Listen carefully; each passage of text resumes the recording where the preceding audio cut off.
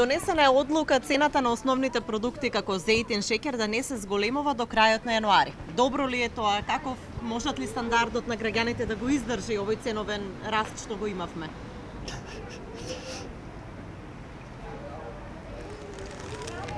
Тај ценовен шок е неподнослив. Значи, треба да се сменат цените, да се дојдат на правото место, а не да видат тие. Граѓаните немат многу пари. Имат некои, меѓутоа тоа се мал број. Значи, јас имам нешто, меѓутоа немам толку кој што треба да се дадам свој луксус.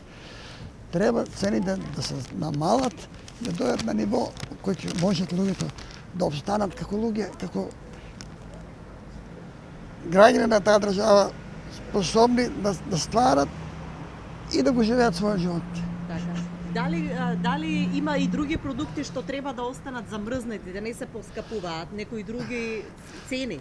Иде вака сега. Основните продукти нас се кои? Леп, сирење, не знам, млеко, шеќер и други работи. А владата одлучила да не се креваат повторно цените на шеќерот, на зејтинот, на лебот до крајот на јануари. Добра ли е оваа одлука? Ќе значи ли на граѓаните? Да, денес. Инфлација. Кога има инфлација, цени, камати, се расте нагоре. Ако се стабилизира ситуацијата, тогаш е најдобро.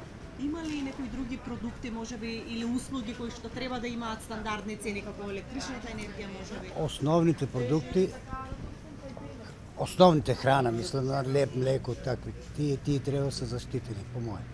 Дали е добро да се замрзнат цените, да не Па и растат? треба да се замрзнат да не растат цените на прехранбените, на основните прехранбени артикли. Високи ли се сега во моментов за стандардот на граѓаните? Па зависи за кој како, да речем. За некои се високи, за некои се арни, па за некои се ниски. Па зависи од примањата на граѓаните какви се. А има ли некои други продукти, можеби, на кои што би требало да останат цените непроменети? Па не можам да кажам, не знам дали има други продукти, али тие основните продукти за исхрана што се за, тие би требало да се замрзнат.